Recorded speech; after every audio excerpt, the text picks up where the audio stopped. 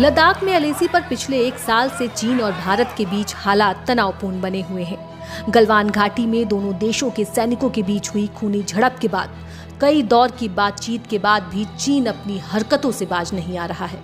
LAC पर चीन की हिमाकत बढ़ती जा रही है। भारत और चीन के बीच बढ़ता सीमा विवाद 1962 के युद्ध की याद दिला रहा है।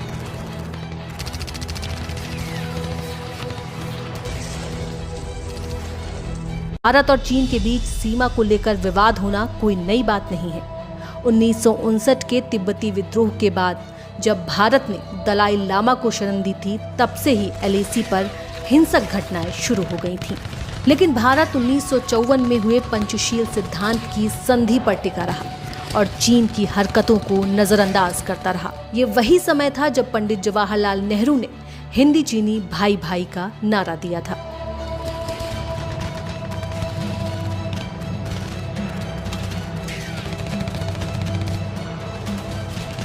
उनसठ साल पहले 1962 में भारत चीन के बीच पहला भयानक युद्ध हुआ था।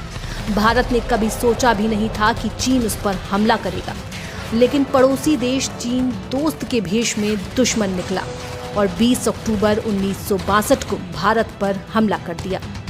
दरअसल भारतीय सेना चीन के इस हमले के लिए बिल्कुल तैयार नहीं थी। इस वजह से चीन की सेना तेजी से भारतीय इलाकों में घुसती गई। 24 अक्टूबर तक चीनी सैनिक भारतीय क्षेत्र में 15 किलोमीटर अंदर तक आ गए। चीन के 80,000 जवानों का मुकाबला करने के लिए भारत की ओर से मैदान में सिर्फ 10 से 20,000 सैनिक ही थे।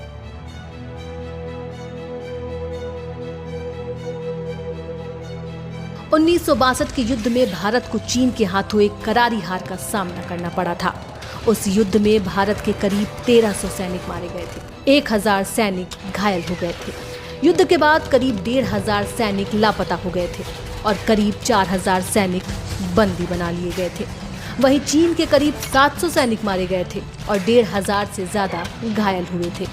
चीन की सेना ने अरुणाचल प्रदेश को भारत से लगभग छीन ही लिया था और दूसरी तरफ लद्दाख के अक्साई चिन इलाके पर भी कब्जा कर लिया था।